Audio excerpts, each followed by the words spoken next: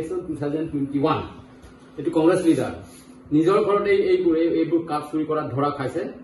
এটো already action লোৱা হৈছে সব সিজ কৰিছে তাৰ যেটো ইলিগেল চমিলটো ঘৰত যেটো বহুৱাইছে তেনেকৈ ঢেৰ আছে আৰু যদি ইলিগেলি বালি লৈ যোৱা কৰবা বা ফৰেষ্ট প্ৰডাক্ট যেটো কয়লা চুৰি কৰাটো সোশ্যাল মিডিয়াত এটা ভিডিও পাইছো আৰু কল ৰেকৰ্ডিং পাইছো এপিএসএলসি সকলে এই যে যিমান তেওঁলোকৰ মেল মিটিং কৰা এই কয়লা চুৰি কৰা পইচা দিয়ে কৰিছে বুলি তেওঁলোকে নিজে কৈছে নিজৰ মাজত কথা পাতিছে কিন্তু আমি কোৱা কথা নহয় মানে এপিএসএলসি কৈছে আজি অলপ আগত মই দেখিছো প্ৰেছ মিট পাতিছে বিক্ৰম হানসেহতে এপিএসএলসি এই যে ইডিৰ কথাটো কৈছে কিন্তু ইডিৰ কথাটো এইটো মনে হজা আৰু অলৰেডি আমাৰ ষ্টেটৰ প্ৰেসিডেন্ট দিলীপ শইকীয়া সাংসদ ডাঙৰে অলৰেডি ক্লিয়াৰ কৰি কৈ দিলে গতিকে ইডিৰ কথাটো আমাৰ কবলগীয়া নাই তেখেতৰ যিটো মন্তব্য ষ্টেটৰ প্ৰেসিডেন্ট দিলীপ শইকীয়া ছাৰৰ সেইটোৱেই আমাৰ দলৰ স্থিতি আৰু আমাৰ মন্তব্য সেইখিনি এইটো আমি নকম কিন্তু এই যে বালি কয়লা চুৰ কৰাটো কোন ইনভলভ হৈছে যদি ভালকে ইনকোয়াৰি বহোৱা যায় তেতিয়াহলে 99% যেসকল চুৰ কৰা ব্যক্তি হেতু কংগ্ৰেছ আৰু এপিএসএলসিৰে কাৰণ বিজেপি দলৰ কাৰ্যকৰ্তাই এই চুৰ কৰিবলৈ সময় নাপায় কেনেকৈ সময় নাপায় মই কৈছো যে আমাৰ দলৰ প্ৰিন্সিপাল হ'ল মানে কি নেশ্যন ফাৰ্ষ্ট পাৰ্টি সেকেন্ড আৰু ইণ্ডিভিজুৱেল লাষ্ট নেশ্যন ফাৰ্ষ্ট বুলি কোৱাৰ লগে লগে আমাৰ দেশ আমাৰ ৰাজ্য আমাৰ কাৰ্বি আংলংখন কেনেকৈ উন্নতি কৰাব সেই তাতে অনবৰত 24 ঘণ্টাৰ নিচিনা আমাৰ দলৰ কাৰ্যকৰ্তাই তাতে ব্যস্ত হৈ আছে দলৰ কাম কৰোঁতে ব্যস্ত হৈছে চুৰ কৰিবলৈ সময় মানে 1 ছেকেণ্ড নাপায় সেইকাৰণে বিজেপি দলেতো কোনোদিন এইবোৰ বেয়া কাম নকৰে বেয়া কাম নকৰাৰ ফলতে প্ৰত্যেকবাৰ ইলেকশ্যনত আমাৰ দলে জিকিছে প্ৰত্যেক লেভেলত MP level MLA level council level তাৰপিছত এইটো টাউন কমিটি লেভেল লেম্পছৰ লেভেল পৰ্যন্ত সবতে আমাৰে জিকিছে তাৰমানে আমাৰ কাম কৰাটো ৰাইজে ভাল পাইছে ভাল পোৱাৰ কাৰণ এইটোৱেই যে বেয়া কাম এটাও কৰা নাই কংগ্ৰেছৰ দিনত যিখিনি বেয়া কাম কৰিছে আৰু এপিএসএলসিটো জিকাই নাই নিজিকৈতে তেওঁলোকে যিখিনি কাণ্ড কাৰখানা কৰিছে মানে এন্টি সোশ্যাল নিচিনাই তেওঁলোকৰ মন্তব্যবোৰ কোনোবা জাতিৰ নাম লৈ কোনোবা ধৰ্মৰ নাম লৈ কথা পাতো এই দুটা দলে বিশেষটো কবলগীয়া নাই আৰু অপজিশন লিডাৰ কংগ্ৰেছৰ এই যে মই যে অলপ আগত নাম কলো এক্স ইএম সকল তেওঁলোকৰ সেই সময়ত তেওঁলোকে যিটো বিভাগ চলাইছিলে সেই সময়ৰ যদি সেই ডিপাৰ্টমেণ্টৰ যদি ইনকোয়াৰি কৰা যায় তেতিয়া ধৰা খাব নহয় যে উচিত কেৰণে কি কৰিছে বিদ্যা সিং ৰংটি এক্স ইএমে কি কৰিছে কংগ্ৰেছৰ সেই সময়ৰ লিডাৰসকলে কি কৰিছে আৰু বিশেষকৈ কংগ্ৰেছৰ পিৰিয়ডত দেখোন যে গোষ্ঠীগত সংঘৰ্ষ বেছি হৈছে কাৰ্বি ডিমাচা কাৰ্বি কুকি আদি ঢেৰ মানে কি এথনিক ক্লেশ হৈছিলে সেই সময়ত কিন্তু চৰকাৰ আছিলে কংগ্ৰেছৰ এইটো ৰোধ কৰিব লাগিছিলে আৰু পাৰিব লাগিছিলে সকলো চৰকাৰী যন্ত্ৰ তেওঁলোকৰ হাতত আছিল কিয় কৰা নাই যদি ইনকোয়াৰি কৰা যায় তেতিয়া সেইবোৰো হ'ব লাগে আনকি এই কংগ্ৰেছৰ জয়ৰাম ইংলেণ্ড সিএম থাকোতে ঢেৰ কিবা কিবি মানে কি কাৰাপশ্যন হৈছিলে কিন্তু জাকাছৰ আন্দোলনৰ নামত এই চৰকাৰী যিটো অফিচবোৰ কিছুমান জ্বলোৱাই দিয়া হৈছিলে মানে কি কাৰাপশ্যনৰ ডকুমেণ্টবোৰ ডেমেজ কৰি পেলায় সেইবোৰতো আমি কোৱা নাই কবলৈ তেনেকুৱা ঢেৰ আছে সেইকাৰণে কংগ্ৰেছ পাৰ্টি আৰু এপিএসএলসিয়ে বিজেপি দল আৰু বিজেপি দলৰ নেতা আমাৰ এতিয়ালৈকে সকলোতকৈ সৰ্বশ্ৰেষ্ঠ কাৰ্বি আংলং অট'নমাছ কাউন্সিলৰ সিএম ডক্টৰ তুলিৰাম ৰংহাঙৰ নিচিনা লিডাৰ তেওঁলোকৰ দলত জন্মও নহব আৰু কংগ্ৰেছত যদি আমাৰ ছাৰ সিএম হোৱালে এনেকুৱা কাম কংগ্ৰেছে কৰিব নিদিলেহেঁতেন কাৰণ তাক কাম কৰিবলৈ সুবিধা নিদিয়ে কাম কৰিবই নিদিয়ে ৰাইজৰ কাম এতিয়া বিজেপি দলত থকাৰ বাবে আমাৰ সিএম ছাৰে মানে কি ভালকে কাম কৰিব পাৰিছে আৰু হিমন্ত বিশ্ব শৰ্মা চৰকাৰৰ নিচিনা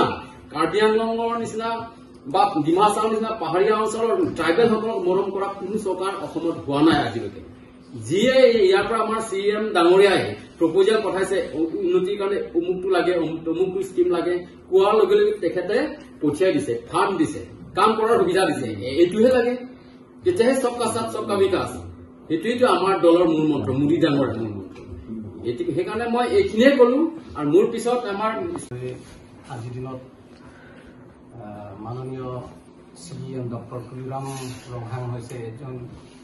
মানে ৰাইজৰ প্ৰতিনিধিত্ব আৰু ৰাইজৰ খুব মৰম কৰাৰ এজন লিডাৰ তেখেতক আমি পাইছো আৰু সেইটো লৈ পেলাই আজিৰ দিনত কাৰ্বি আংলঙত যদি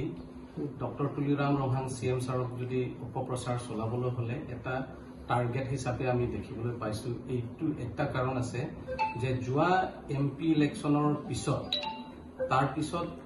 ৰাজনৈতিকভাৱে আমাৰ CM ছাৰে এৰা নেপেৰাকৈ কাম কৰিছে আৰু এই ৰিজাল্টটো হৈছে আজি কাৰ্বি আংলঙত বহুত এটা ডাঙৰ এটা প্ৰভাৱ হৈছে বিভিন্ন দলৰ পৰা ডাঙৰ ডাঙৰ নেতাবিলাক যোৱাকালিলৈকে নীলিপত যোনটো APHLC আৰু যেতিয়া কংগ্ৰেছ দলৰ পৰা তাত যেতিয়া জইন হৈছিলে তাতো এফালে কংগ্ৰেছে CM ছাৰক অপপ্ৰচাৰ চলাবৰ কাৰণে তেওঁলোকে প্ৰেছ মিট হৈছে আনফালে কংগ্ৰেছৰ নেতাসকলে তাতে ব্লক মণ্ডৰ কংগ্ৰেছ প্ৰেছিডেণ্ট নিজে স্বয়ং চাৰ্চিল তেৰণ তাক যোগদান হৈ পেলাই তেওঁলোকৰ নেতৃত্বত 200 জনকৈ অধিক তেওঁ ৰাইজক লৈ আনি পেলাই জইন কৰাইছে আনফালে APHLC লিডাৰসকলে তাত 4000কৈ অধিক তাত মানুহ যোগদান হৈছে ৰেংমা আৰু কাৰ্বিবিলাক তো সেই বস্তুবিলাক লাহে লাহে আজিওতো ৰংখাঙত যোগদান কৰিব অহাকালি সিংহাসনত হ'ব 6 তাৰিখ দুৱাৰবাগৰিত হ'ব 7 তাৰিখ বৰজানত হ'ব এই যে 10 তাৰিখ কেৱল ধনচুৰি হ'ব এই গোটেই বস্তুবিলাকৰ কাৰ্বি আংলঙত এটা ৰাজনৈতিক আকৌ এবাৰ CM ডক্টৰ তুলিৰাম ৰংখাঙৰ নেতৃত্বত যে 5টা চিট যে জিকিব এই কথাটো খাটাং সেইকাৰণে অপপ্ৰচাৰ যোনখিনিত মানে ক'বলৈও ঠিক নহ'ব মানে অপজিশ্যন হিচাপে বুলি ক'লেও কাৰণ তেওঁলোকৰ প্ৰতিনিধিটো আজিলৈকে নাই এতিয়া নাই কংগ্ৰেছে হওক বা APHLC হওক কিন্তু যোনটোখিনি তেওঁলোকে যে অভিযোগ আনিছে সেইটো মানে ভিত্তিহীন কাৰণ এতিয়া CM ছাৰৰ একটা পইণ্ট সব কথাটো তেওঁলোকে উল্লেখ কৰিছে একটা পইণ্ট যে কৈছে যে আমাৰ মিডিয়া বন্ধুবিলাকে কেনেধৰণে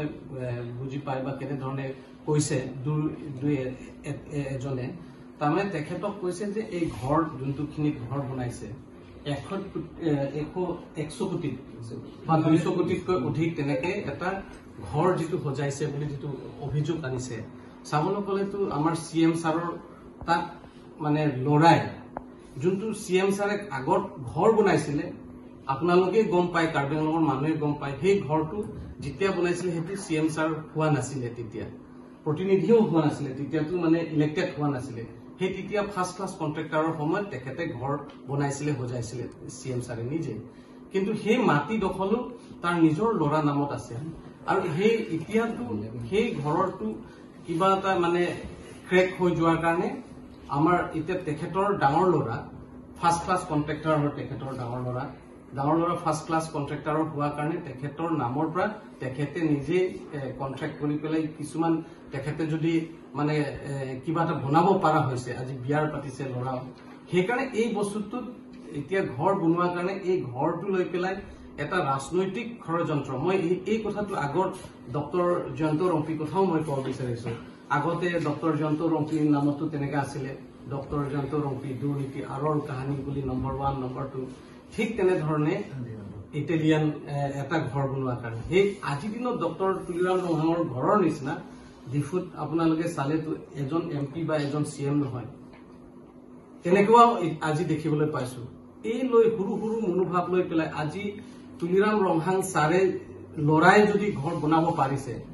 মই এটা জনজাতি হিচাপে মই ক'ব বিচাৰিছো আমাকো উঠিবলৈ দিয়ক আমাকো আগুৱাই যাবলৈ কাৰণে অলপতো আমাকো মানে উৎসাহ ল'ব দিয়ক কিয়নো এটা ঘৰ বনোৱাৰ কাৰণে অপৰাধ নহয় মই যদি ভাবো তেখেতৰ লৰাই যদি এই ঘৰ বনাইছে নেক্সট তেখেতৰ লৰা নহয় আৰু অন্য এজনে সাহস কৰিব যে মই এটা মানে আৰু উন্নত পথতলৈ যদি যাব পাৰো বুলি সাহস কৰিবলৈ দিয়ক যদি এনেকে ঘৰত যদি আজি গুৱাহাটী নিচিনা অসমৰ নিচিনা যদি চাবলৈ যাওঁ বহুত ঘৰ কিনি পাব আজিও কমপ্লিট হোৱা নাই ঘৰটো যদি কমপ্লিট হৈ যোৱাৰ পিছত কিমান ঘৰ ধুনীয়া হ'ব নহ'ব এইটো পিছৰ কথা কিন্তু তেখেতৰ নিচিনা যদি টাৰ্গেটেড হয় তেতিয়াহ'লে কোনোবা যদি ঘৰ বনাব যদি বিচাৰে ভয় খাব কিয় ভয় খাব মানে এনেধৰণে ৰাজনৈতিক আমাৰ মানে কিবা এটা অপপ্ৰচাৰ হৈ যাব নেকি গতিকে এইখিনি যে মানুহবিলাকৰ ডেভেলপমেণ্ট হোৱাটো যে বাধা দিয়াটো সেইটো কোনোদিনে দিব নালাগে বুলি মই ভাবো আমি ৰিকুৱেষ্ট কৰিব পাৰো আৰু আমাৰ নতুন যিটো নতুন কাম কৰিছে যিবিলাকে সেইবিলাকতো যাতে মানে এনেকে যাতে কৰিব পাৰো সাহসেৰে কৰিব পাৰো মই কৰিলেও যে মোৰ এইখিনি কাম বুলি গতিকে এইটো যে আজি গুৱাহাটী ঘৰতো ইয়াতো CM ছাৰৰ ল'ৰা তেখেতৰ নামত আছে আৰু আমি শুনিব পোৱাটো হাইকোৰ্টত কেছ দিব বুলি আমি শুনিছো তেখেতৰ ল'ৰাই কেছ দিব বুলি শুনিছো এইটো ক্ষেত্ৰত আৰু আনটো হৈছে ইডি কথাটো আপোনালোকে গম পাইছে অলৰেডি গম পাইছে যদি ইডিয়ে হয় ৰম্পি চাহাবে ঠিকেই কৈছে ইডি কথা যদি প্ৰমাণ থাকে আপোনালোকে প্ৰমাণটো দিব পাৰে কিন্তু অপপ্ৰচাৰ যাতে নকৰে আৰু আমাৰ আটাইতকৈ ডাঙৰ কথাটো হৈছে আমি গৌৰৱ অনুভৱ কৰো আমাৰ ডক্টৰ তুলিৰাম ৰঙাল CM ছাৰৰ কিয়নো এনেকে এজন ব্যক্তিক আমি পালো যি ব্যক্তিয়ে আগত আমাৰ কাৰ্বি আংলঙত ডক্টৰ হিমন্ত বিশ্ব শৰ্মাৰ ছাৰৰ চিফ মিনিষ্টাৰ নোহোৱাৰ আগত বহুতখিনি চিফ মিনিষ্টাৰ হৈছে তৰুণ গগৈৰ পৰা আদি কৰি মানে বহুত চিফ মিনিষ্টাৰ হৈছে কিন্তু কাৰ্বি আংলঙত আহি পেলাই কাৰ্বি আংলঙৰ বিভিন্ন জাতি কেৱল কাৰ্বি নহয় দেই কিন্তু এইবাৰ আহিছে আমাৰ লগত ২৭টা জাতি জনজাতি আছে এই ইছ্যুবিলাক সেই ইছ্যুৰ ওপৰত প্ৰথমতে ক'ব বিচাৰিছোঁ বিশেষকৈ প্ৰচাৰ মাধ্যমত যিটো আমি দেখিবলৈ পাইছো প্ৰিণ্ট মিডিয়া হওক বা ইলেক্ট্ৰনিক্স মিডিয়া হওক এই বিষয়টোৰ ওপৰত মই অলপ জোৰকৈ ক'ব বিচাৰিছে যে বিশেষকৈ আমি দেখি আহিছো সময়ে সময়ে অসমত বা অন্যান্য প্ৰান্তত যিবিলাক অতি উগ্ৰ জাতীয়তাবাদী এইসকলে কেনেকৈ এখন জিলা এখন ঠাইত শান্তি সম্প্ৰীতি যাতে বিনষ্ট কৰিব পাৰে ৰাইজৰ মাজত যিটো থকা মিলা প্ৰীতি এই ভাৱ কেনেধৰণে ক্ষতি কৰিব পাৰে ইজনে সিজনক যেনেকৈ ভুল বুজাবুজি হ'ব পাৰে এই অপচেষ্টাবিলাক চলাই থকা আমি দেখিবলৈ পাইছো গতিকে তাৰে অংশ হিচাপে এতিয়া কেইদিনমানৰ ভিতৰত আমাৰ দৃষ্টিগোচৰ হৈছে সেইটো হৈছে যে কোনোবাই বোলে ইমান মাল্টি মিলিয়নাৰ বৃহৎ অট্টালিকা সাজাইছে সমান্তৰালভাৱে আকৌ ইফালে বনজ সম্পদ ধ্বংস কৰা ইত্যাদি ইত্যাদি প্ৰচাৰবিলাক আমি দেখিবলৈ গতিকে অতি উগ্ৰ জাতীয়তাবাদ ইয়াৰ পৰিণতি হিচাপে আমি কি দেখিবলৈ পাইছো মই এতিয়াও আহ্বান জনাম বিশেষকৈ আপোনালোকৰ মাধ্যমেদি প্ৰিণ্ট মিডিয়া হওক ইলেক্ট্ৰনিক্স মিডিয়ামৰ মাধ্যমেদি মই এইটোৱে মই অনুৰোধ কৰিব বিচাৰো এই অতি উগ্ৰ জাতীয়তাবাদী চিন্তাধাৰাসকলে